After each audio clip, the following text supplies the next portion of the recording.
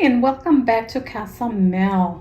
Today we're going to be building this hutch right here, which is going to house all of our machines such as the Silhouette, the Cricut, our printer.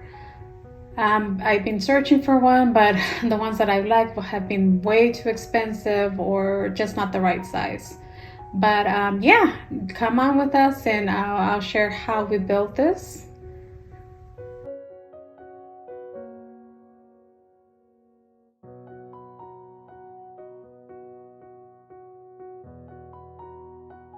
So we started off with the plywood.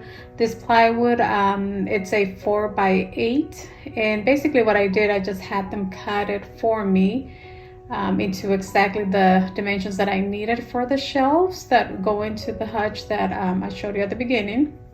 And they just cut it for me at Home Depot, which made it so much easier for me. So I brought it home, and then from there, I did some pocket holes.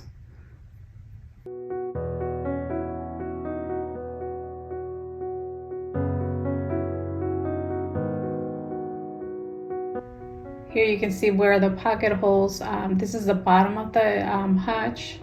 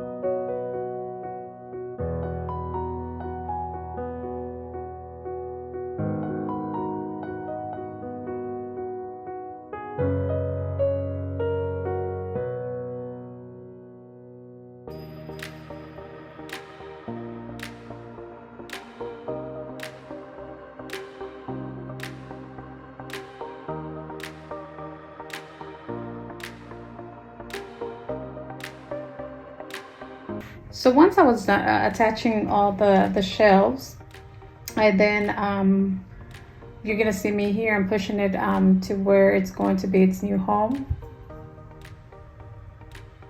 But before I start filling this whole thing, I need to go back to the hardware store and get a few more things that I need to build the doors, and also some little legs so I can uplift it from the floor.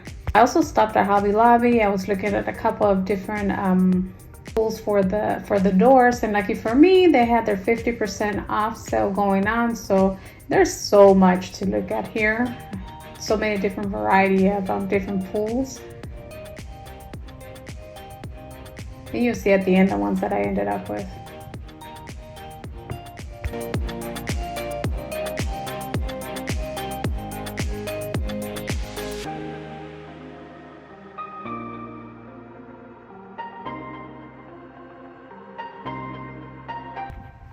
I'm gonna plug in a picture here of what my inspiration was. So you can see here, it has some type of, I believe it's called cane, the material on the doors, but I couldn't find anything anywhere around where I live. I did find something online, but it was way too expensive. So I went around, looked at the fabric. They had a 40% off going on at the time.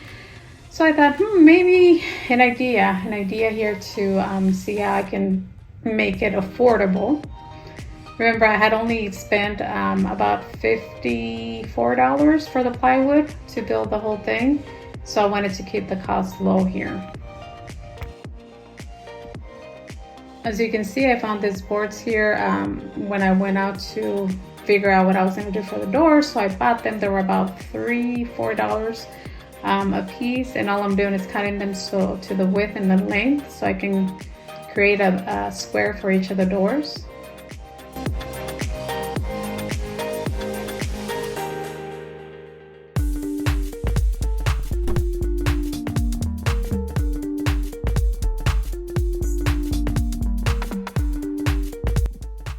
From there, as you can see, here's the fabric that I got. It kind of looks like leather in person. It looks shiny in camera, but it's not that shiny. It does have like a satin type of finish. And my thought is, this can look like leather.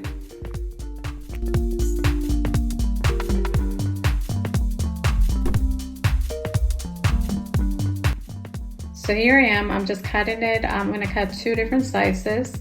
One is gonna be about 1.5 inches, and then the other one's gonna be 1/2 inch.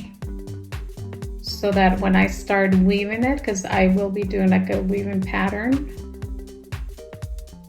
it'll have different, like you'll be able to see different squares. It's not all gonna look uniform, and that's what I wanted to do. And this idea came from a frame that I did last summer, I wanna say. Yeah, it was something that I was trying to recreate from a frame from Crate and Barrel. And if you haven't seen the video, I'm gonna link it below so you can see it.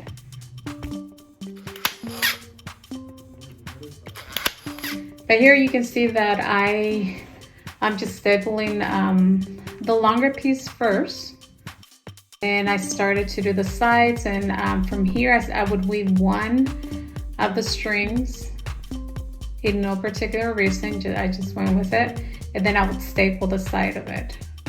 So basically the top would staple, and then one of the sides, and then once I pull it through, then I would staple the one at the end.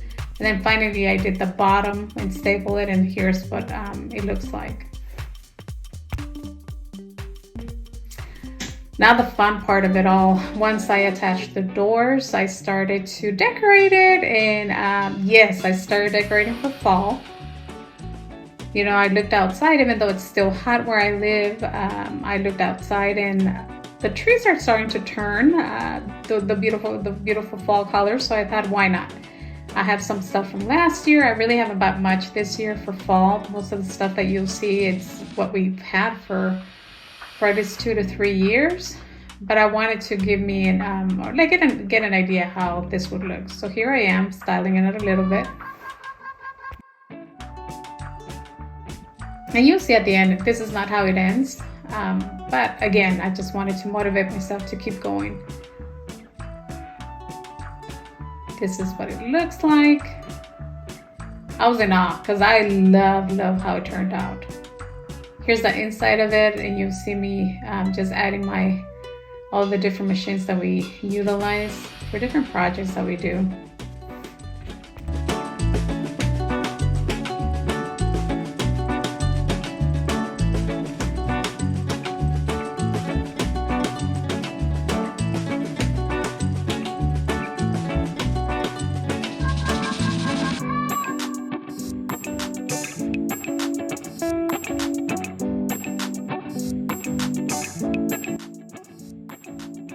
And look at it now, look at what it turned out to look like at the end.